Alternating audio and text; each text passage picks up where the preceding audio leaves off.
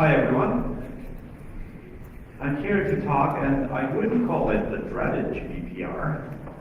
If you ask me, if anything, for people who actually care about this, and I see there's quite a few of you here in the room, this could actually be an opportunity. And hopefully by the end of my talk, you'll also see why. Now, I'm not going to talk a lot about myself. I do security and legal hacking. So basically, I hack people and companies that pay me to do it. And in this context, in the past year and a half or so, I've been looking into GDPR, and we've been looking into offering this as a service in the company that I co-own that will also be acting as sort of an external data protection officer. We'll see what that means in a moment. Now, just to give you a short overview of what we're going to talk about, I will do a high-level overview. The 45 minutes we have for this talk is by no means enough to cover a lot of the deep details on GDPR, but at least hopefully it will get you the general idea of what it means and what you should be looking at. We'll take a look at some of the articles, and I've chosen to highlight some of the more interesting or some of the pain points for some companies out there. I will then start to address some of the changes that will be needed in companies all over to be able to handle the requirements of GDPR. And I'll leave you with like a top 10 list of things to do if you want to start working on this today or tomorrow. Now, like I said, GDPR is quite a complex topic, and there's a bunch of items, and I will talk, I think, about all, if not most of them, over the course of the next 45 minutes. But this is just to give you an idea of the sort of concepts that you should be able to understand and be comfortable with if you are dealing with GDPR. And with that, I will start with a show of hands. How many of you are hearing about GDPR first time today? Okay, so not a lot of you. How many have heard about GDPR and know half or more than half of the things on the page? All right, so that's about half or a little over half. How many of you know that the companies they work with or for are already doing steps and are quite confident that they will handle GDPR by the time it comes into effect? Oh wow, you know what? There's no clear requirements of what GDPR compliant means, so the ones that raise their hand are actually clueless about what it actually takes to be GDPR compliant. So let's start with that. GDPR, as opposed to directives in the EU, GDPR is a regulation. Was anyone here in the panel, the NIST panel, earlier before lunch? Not a lot of you.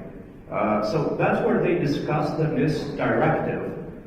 Basically, the difference between a directive and a regulation within the EU is that the directive is something that the EU decides that should be implemented in the member states, and then the member states have to pass a law to align with the directive.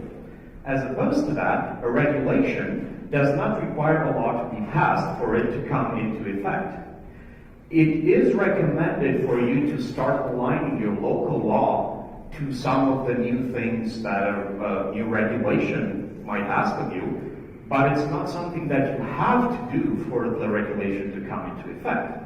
So this means that whether or not our local government does anything, this will happen. And this will happen to all the member states of the EU. And not only that, it will affect companies even outside the EU that collect, store, process, or deal with any data, any personal data related to citizens of the European Union. So that includes I don't know, Facebook and Google and whoever, if they're not an EU company, but they do collect, store, process data from EU citizens, they still have to comply to this regulation. It gets a bit more complex on how they get fined and whatnot, but usually if a country has a bilateral agreement with the EU, they will have to comply with this as well. Now, what the GDPR brings is actually not a bunch of new things, but it just changes or enhances existing personal rights dealing with data privacy. It increases and puts more pressure on companies to better protect personal data because it comes with significant penalties as well. And it also includes mandatory breach reporting. So if your company has any sort of personal data, and if you're a company that has one employee, you are affected by this. Because that one employee, if he's a citizen of the EU, you probably have an employment contract. The employment contract has his personal data. So from that point on, since you have this personal data in any sort of digital or written form, you have to protect it according to the GDPR. So the mandatory breach reporting means that if your company goes through a data breach and any of that personal data gets compromised, made public, deleted, changed in any way, you have to report it to the local authority, to the local supervisory authority in the country you're in. GDPR, so the regulation was published in April of 2016, and it's been mostly unknown.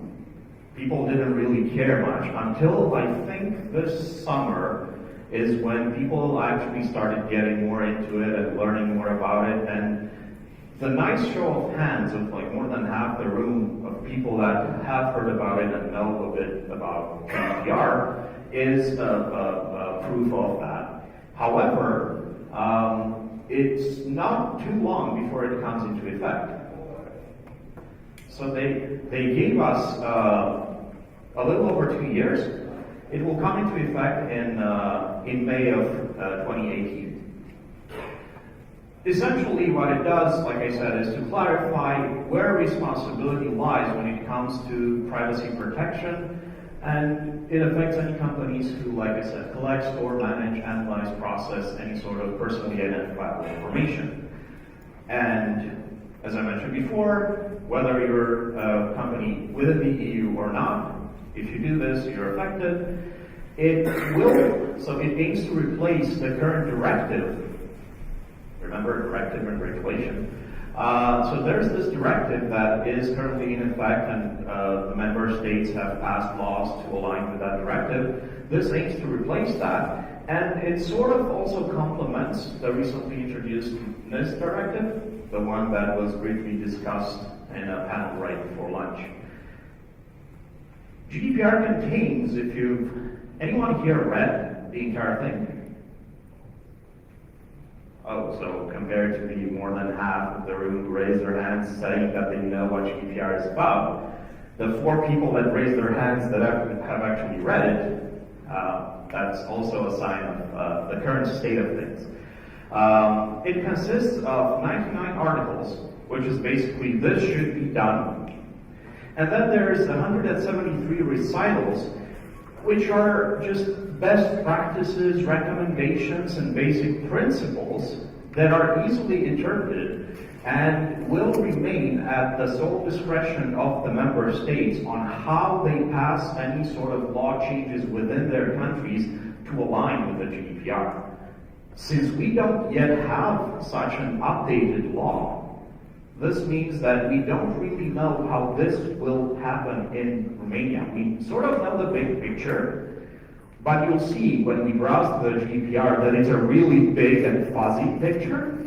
There's no clear definition of a bunch of things in there. So answering to really specific questions of how does this work, does this apply to me, does this apply in this case or that case, is not clear yet. It's very fuzzy. What's not fuzzy is that if you go through a data breach, you could get fined. And the fines are, as you can see down there, for any major breaches, they can go up to 20 million euros or up to 4% of the global annual turnover, whichever is highest. And by global turnover means that if your company is part of a group, or it's a multinational company of any sort, they will take the global turnover of the entire company, and not just the country that got affected by the breach. For less important breaches, it's half that. Now, from our experience so far, like I said, we've already started doing this with our customers, and we've got a bunch of new customers.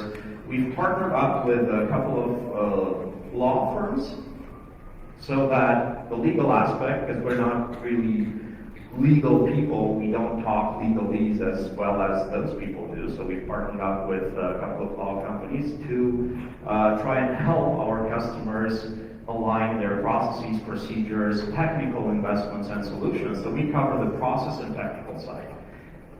Up until now, our experience has shown us that if you are to actually do something and be efficient about it, you need to have at least 4 entities in the room when any GDPR discussion takes place.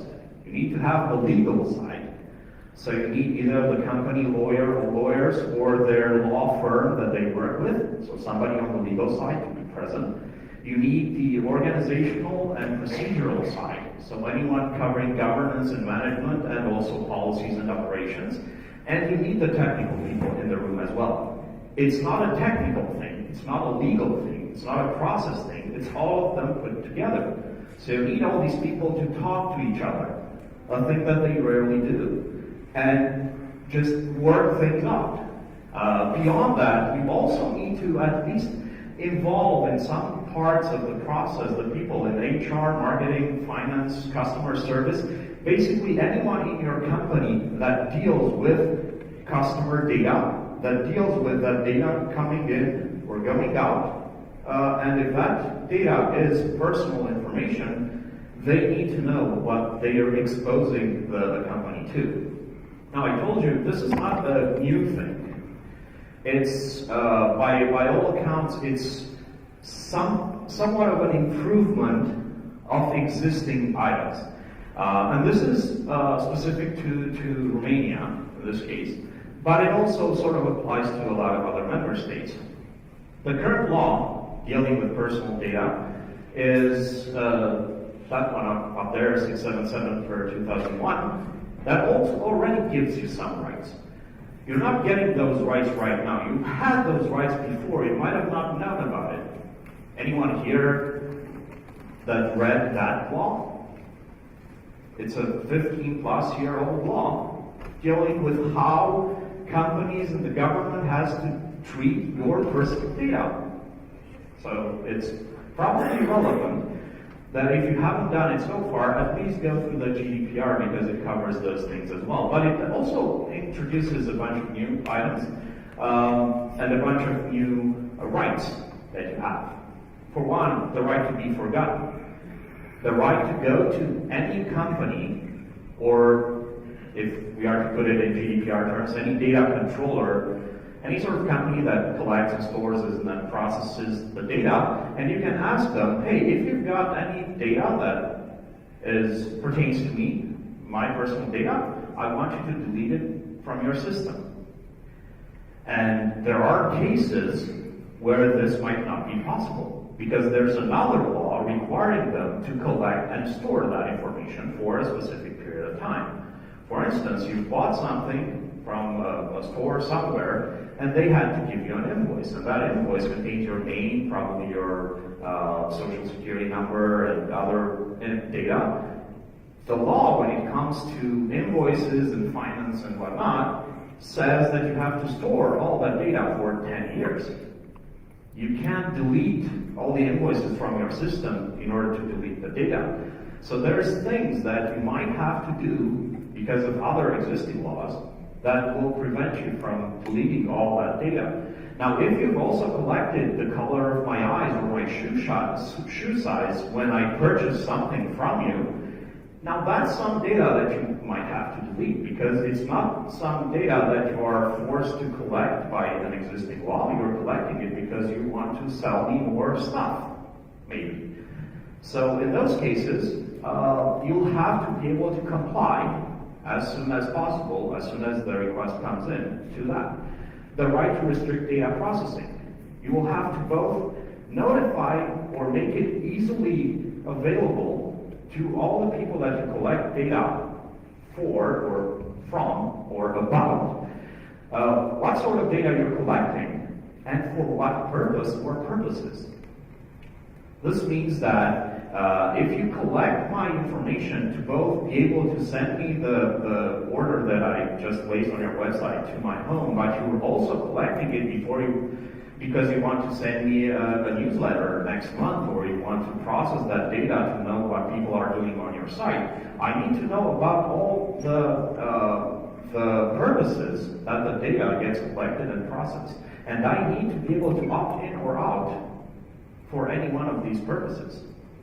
So it gets a bit tricky. Then there's the right to data portability. Not only do I have the right to come to you and ask you, hey, what sort of data do you have about me?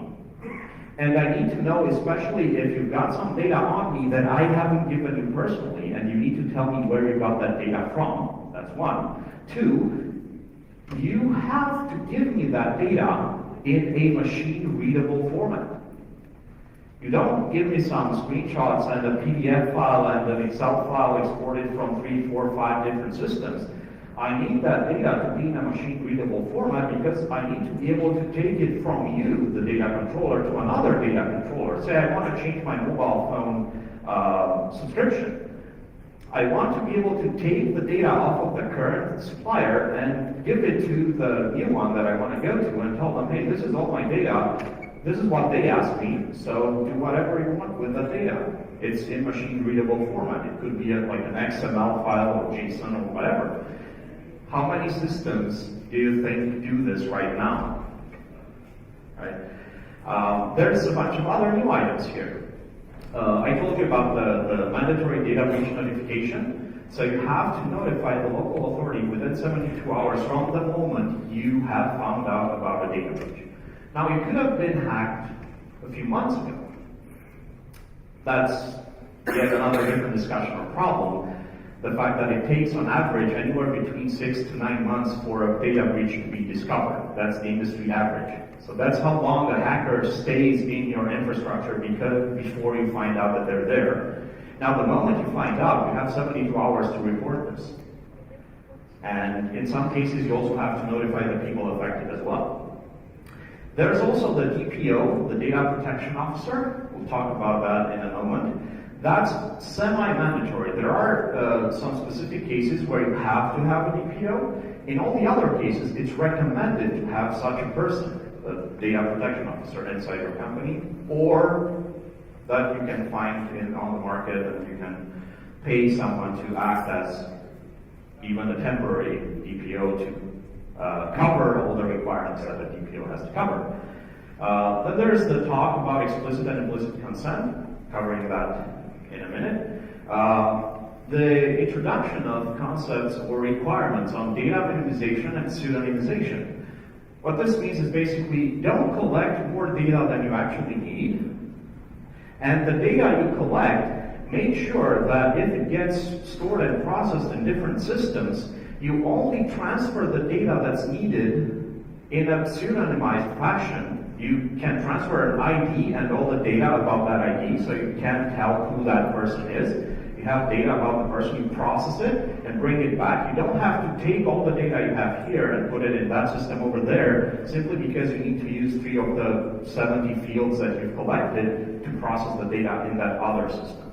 So make sure you only collect what you need. And especially when it comes to transferring data between systems or even within the existing system, make sure that it's as hard as possible for people who get access to that system to actually be able to identify who the data belongs to.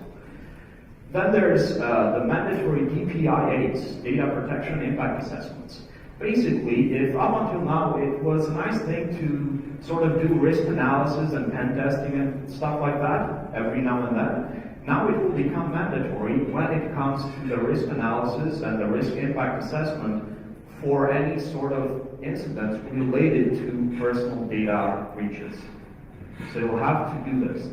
And you'll have to prove that you've done this, and you'll have to provide these reports to the local authority if asked for when a data breach occurs. The privacy notices should be way more robust, transparent, and understandable, and they must explain, like I said, the sort of personal data that gets processed, the purpose, the intended retention, the rights that the subject has, the source of that data, especially if you've not gotten that data from the actual person and you've got it from somewhere else. You just bought a list of emails off the internet because you want to spam people with your amazing roof protection thingy, right? And you get all these emails with all sorts of services and products because somebody just bought off a list of emails off the internet. And there's some new addition to what personal data means. And it covers things like online identifiers and IDs and cookies, and the concept of sensitive data, which now includes explicitly genetic and biometric data as well. The guys that deal with digital media or digital marketing will be the ones that are going to be hit first. Because GDPR affects how you collect the data from customers, how you do email marketing. The consent validation is a sensitive touch point here. You need to be able to easily apply that right to be forgotten. When somebody asks you to delete the data from your system, you need to be able to do that. And the explicit consent, I'm touching on that on the next slide. And also, if you do any sort of behavior tracking, you need to clearly state that. So right now, you know, there's the cookie law, where you enter a website and it tells you that you've got cookies. You're gonna have maybe one or two new pop-ups telling you that they're tracking you and they're collecting some other data as well. So you'll have to click for a bunch of those. It's gonna be interesting. Somebody really thought this through. But at least you know. And you're gonna click through it like you click through the cookie thing. It's the same. Now on the topic of explicit consent, this is a section from the GDPR text. It says that any freely given, specific, informed, and unambiguous indication of the data subject's wishes, and which he or she, and the bolded statement is by a statement or by a clear affirmative action. So that consent needs to be a clear affirmative action. Any sort of pre-ticked I agree boxes, no, they won't work anymore. You have to tick the I agree box yourself. That's a clear affirmative action. Or if you want to apply this to an existing list, if you send all your customers an email and tell them, hey, you know, this thing GDPR requires me to get your consent, please say yes. And if you don't, I'll just assume that you said yes. Silence is also not explicit consent. So you need explicit consent and clear action to exist. And you need to be able to prove that. You need to be able to prove that the client ticked that, or said yes, or sent you an email that said yes, or confirmed it through a phone call, or something. So that's going to get tricky. However, you can still process data without that consent in some cases. If you have a contract with the individual that says that you will process that data, if you need to comply with a legal obligation, some other law saying that you need to collect that data in order to, I don't know, send out an invoice. Vital interests and public tasks, and this is more of a talk for the legal people, because it really depends, and there's no clear answer or definition on what vital interests are or how they apply to personal data and where the line gets drawn, or even like a public task, that's also a bit fuzzy. However, if you talk, and this is also something that you will have to prove or discuss in case it's needed, what's called legitimate business interests. Going back to my example, you've got a shop online, you're selling stuff to people. If you want to send them the product at home, you need their address. You don't need it for other services, but in order to ship it, you need the name and address that you need to ship it. Now, you don't need the explicit consent of the person saying that, yes, I agree that I give you the data for you to ship the stuff to me. However, you need to be able to tell that if I only use that address to send you that shipment, and I don't send you Christmas cards as well, that's okay. If I want to send you a Christmas card, I'll have to explicitly state that. I want to be able to send you a Christmas card every now and then. That's a different purpose. You need to agree to that. Also, legitimate business interest means that at some point during this process, I might give this to the courier company that will deliver the package. It's not me that's going to deliver this. It's going to be a third party. So the data that you gave me will now get transferred to them for them to bring you the package.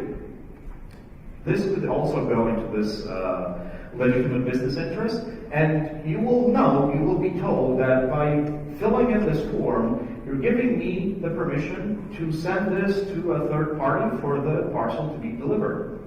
Just stating that doesn't require them to explicitly agree. DPOs, like I said, having a data protection officer is mandatory if, one, you're a public authority.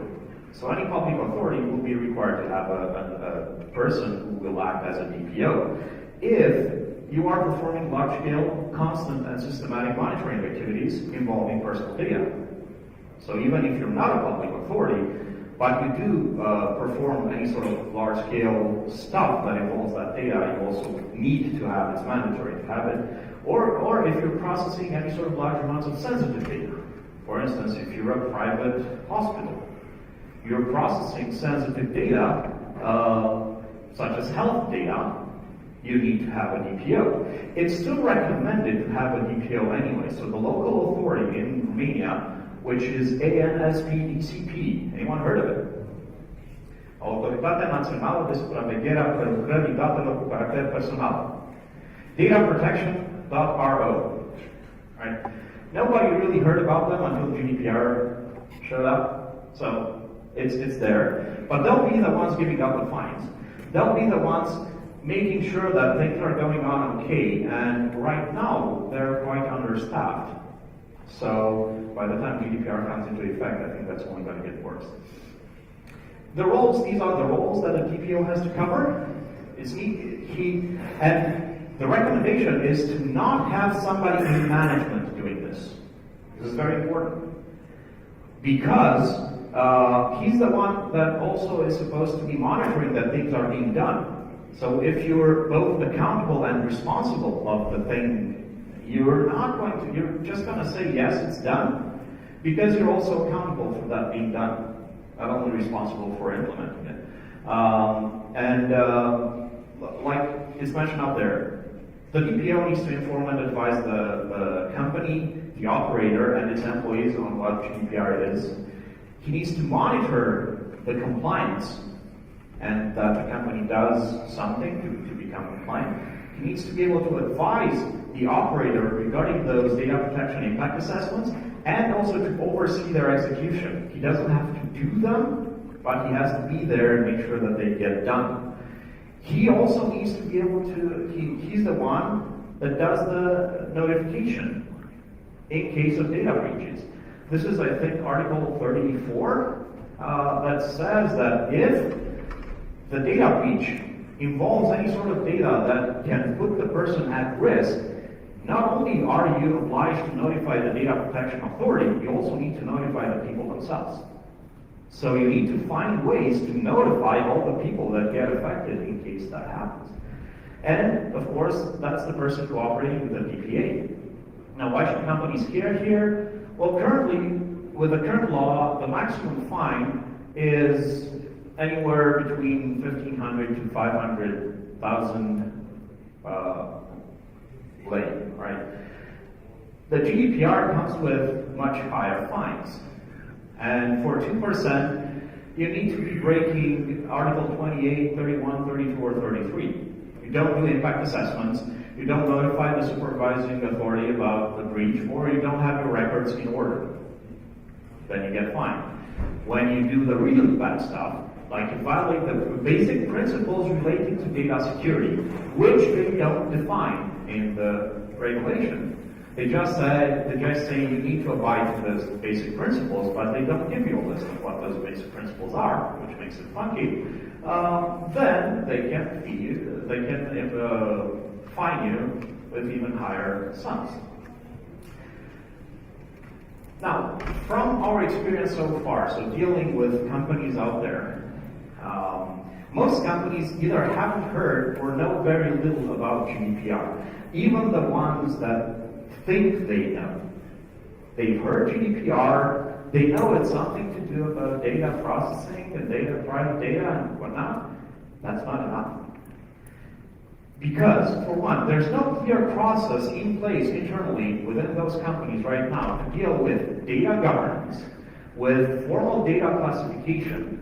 In order to be able to protect personal data, you need to know where that personal data is. Are you collecting it? What sort of data are you collecting? Where does it get stored? Who gives access to it? For what purpose? You need to be able to do all that.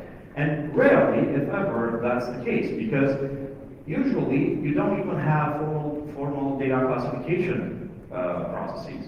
You don't do data discovery, or it's very hard for you to know where all the data gets stored and processed and transferred. It just is. It's data.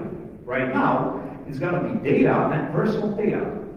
And you need to be able to tell the difference anywhere inside your organization. You need to be able to look at a stack of papers this high, right, all the archive, and you need to be able to tell this is a piece of paper that has personal data, and this one is a piece of paper that doesn't have personal data. And you need to be able to do that for both printed or digital data, regardless of where it's stored and so on. There's a lack of processes when it comes to data anonymization and pseudonymization. Shadow IT. Who knows what shadow IT is? So shadow IT is all the stuff that people in the company use that's not mandated by the company. Say you use Dropbox to transfer a file from the company file server to your personal account so that you can work on it while at home or in a hotel or at a customer, but the company doesn't have a company Dropbox account that you use your personal one. Nobody monitors that. The IT guys probably don't even know that this is happening, and this is happening a lot, especially when it comes to transferring files. Who here has ever used a non-sanctioned file transfer solution? It could be Google Drive, Dropbox, Transfer.ro, or whatever, right? It was not mandated by the company, so this stuff happens. This is how information gets out, and it gets out in a way that IT doesn't have any control over it. Explicit consent, rarely obtained. Now it's going to be mandatory. There's little or no logs of any sort of personal data processing. You will need to know who has access to any sort of personal data, when, and to what purpose. If you've got a CRM, and you've got some contact information for a company, and that person has his phone number and his company email, that's personal data. Personal data is any sort of data that can help you identify a person. So now you need to be able to tell which one of your sales guys has opened up the contact details for that person, and when and why. There is insufficient employee awareness and a huge lack of skilled people dealing with what the GDPR needs and what needs to be done. And there's a lack of security by design and by default measures.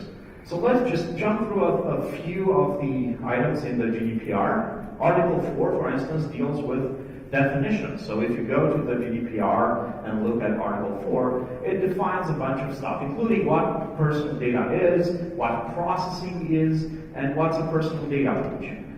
Now, to sum things up, personal data is basically anything that could identify you. It doesn't have to be your name, email, and address. It could be anything.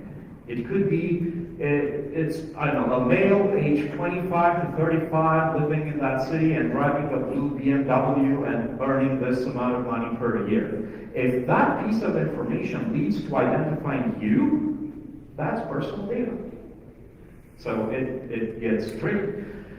When it comes to personal data, there's a layer on top of that, the sensitive data, the stuff that can put you at risk, where the operator needs to also notify you. Now, the GDPR does not contain any explicit list of personal data that would fall into this category, but the supervisory authorities have already published some guides all over, including our guides. They published a guide that's a few pages long back in September, saying some stuff about what GDPR is and what the DPO requirements are, but that's about it. That's about all they really did. If you look at some of those best practices, there's a bunch of data that is clearly identified as having increased sensitivity, like biometric genetic data, financial economic situation, usernames, passwords, or data that could be misused for identity fraud, or special data. Now, what's special data? It's the part of the personal data that's strictly prohibited for you to collect, store, and analyze unless you have a very narrowly described use case or a very specific reason for doing so. Right? And this is a list of such data. Article 5 talks about the principles related to processing personal data. And one of the points here, so 1F, says that personal data shall be processed in a manner that ensures appropriate security of the personal data. Now, GDPR does not come to define what appropriate security means. So the person coming in and giving you fines, they could tell you what appropriate security means, what they think appropriate security means. And whatever you do, it might never be enough or appropriate. Because obviously it wasn't appropriate if you've gone through a data breach. It was not enough, so it's debatable. But it says you need to protect it against accidental loss, destruction, or damage. Now, I got asked a couple of months ago, well, if the hacker comes in and deletes the data, the personal data, why should I even care? Because he deleted the data, it doesn't get breached or made public or anything, right? Problem solved. He deleted the data himself. Well, yes and no. You can think of cases where deleting the data might put that person in danger. Think of a medical institution that has information about all their patients. Somebody hacks in, deletes all that data. One of the patients comes in the next day and needs to get his treatment. There's no history, so the doctor might give him a prescription that puts him in danger because there's no history, because it was deleted. So even the deletion could be dangerous. Article 15, the rights of access of the data subject. So as a data subject, you need to be able to ask the controller, the data processor, the data controller, all this information. That they will have to tell you the purpose of the processing, the categories of data concerned, the recipients, or categories of recipient to whom the personal data has been or will be disclosed. Like, for instance, that store giving your data to the courier company. And where possible, the period for which the personal data will be stored, or if that's not possible, the criteria used to determine that period. So any company, in some cases, they won't be able to tell you we store it for 3 months, but they will have to tell you we store it until X happens, and they will have to give you that criteria. This goes on. So. Point E, the existence of the right to request the controller a rectification or erasure. You can ask for the data to be corrected or erased. The right to lodge a complaint with the supervisory authority. Where the personal data is not collected from the data subject, you need to be able to tell them any available information as to their source. And you also need to know about the existence of any automated decision making, including profiling, and at least meaningful information about the logic involved, and you should be able to object to that. Any sort of automated processing that will have the system take a decision that affects you, and it's fully automated, you can object to that. If you think that maybe it's buggy, maybe the programmer that wrote the code, the logic behind it, put a zero or didn't put a zero somewhere, and the whole logic went haywire. Article 25 defines data protection by design and by default. And this basically states that the controller, so the company doing the difference between the controller and the processor. The controller is the entity that decides what sort of data gets collected. The processor is just an entity that stores the data and processes the data on behalf of the controller. You could think of this in the terms of cloud providers. Like Amazon and Microsoft and Google would be data processors. They're just selling you compute power. They don't have any sort of influence over what data you put in those virtual machines or databases, but the data will still reside there. So they are the data processors. They have some responsibility in protecting that data, not full responsibility. You're the data controller. Now, as the data controller, you need to implement data protection principles, such as, but they don't give you a list of the data protection principles. If you don't do it, however, that's going to be trouble. By default, only personal data necessary for a specific purpose should be processed, and you also need to demonstrate compliance with the previous 2 points. Article 32, when it comes to security of processing, the controller and the processor shall implement appropriate technical and organizational measures. What does that mean? We don't know. So this is to the people that think that their company is going to be compliant. Well, let me know what you're doing there, because I surely don't really know exactly what's going to be required. I know some of the best practices and recommendations, and you can start with those, but you can't tell if you're going to be 100% compliant. And you can see the pseudonymizing, encryption, the CIA, right? Confidentiality, integrity, availability, regularly testing, assessing, and evaluating that. So you need to be able to, that's mandatory. So actually, it asks companies to do basic security, but it's mandatory, and you need to be able to prove that you've complied to that, because in case of a data breach, that's going to be ammo that you can use to prove that, hey, I've at least done my best, I've done this and that and that and that, and maybe, just maybe, you can get away with just a slap on the wrist and not 20 million euros in fines. Article 33, when it comes to notification, this is the notification to the Data Protection Authority. This should be done no later than 72 hours. Article 34, I haven't included that. That deals with the sensitive data or the data that puts people at risk, but you also need to notify the people as well. So no later than 72 hours, without undue delay, as soon as you become available. And not only do you have to just tell the data authority, oh my God, we've got hacked. You need to document the data breach. You need to include the facts related to that, its effects, and any remedial action taken, or that they are currently taking. You're not going to discover the process within those 72 hours. You need to have that process in place beforehand. Now, if you look at the main actors, like I said, in Romania, it's ANSD-DCP.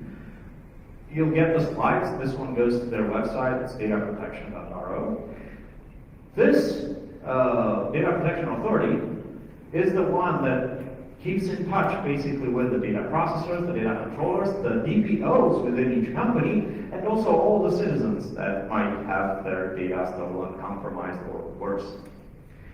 Now, when it comes to the changes, to sum things up on the changes side, for one, individuals have the right to access their personal data, to correct any errors there, to erase that, where it doesn't interfere or go against any other existing laws, to object to processing of their personal data, so you need to be able to tell the exact reasons why you're processing the data and to object to that, and to export that data. Organizations will need to protect that using appropriate security, and this is where the GDPR leads us, to notify authorities of any data breaches, to obtain the consent, and to keep detailed records when it comes to data processing. They also need to provide a clear notice of the data collection, to outline the purposes and use cases when the data gets collected, and to clearly define the retention and deletion policies. And also, when it comes to IT and training, they need to train their people. They need to audit and update any sort of policies they have. It's recommended to employ the DPO and to make sure that any sort of vendor or supplier contracts are updated to include or to cover for this. When it comes to the journey, getting started basically needs you to go through 4 very simple steps. You first need to discover where you have that personal data, what sort of personal data you collect, and where you have it. Then you need to take control over it. You need to be able to easily modify it, delete it, and things like that. So that's the manage side. You need to be able to then protect it, to enable to push in the security measures and controls to prevent, detect, and report any sort of vulnerabilities and data breaches. And the reporting side, to keep any sort of documentation that will be required, because in those 72 hours, you won't have enough time to go through all of that. And I've let like a set of bullet points for each of these 4 things. When you discover any sort of data that helps you identify a person, and this gets stored in all sorts of places, right? So it's all over. You need to be able to find it anywhere. You need to be able to manage it, policies, roles, responsibilities. Wherever that data is, at rest, in process, in transit, in memory, is it being processed, is it being archived, where's the backup? You need to protect the backup, because that includes all the data as well. You need to be able to organize and label.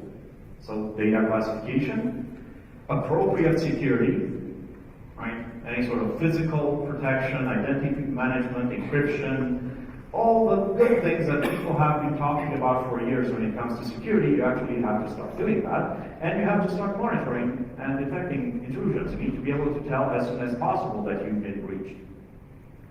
And you need to be able to report that, right? And to include all the data that's required.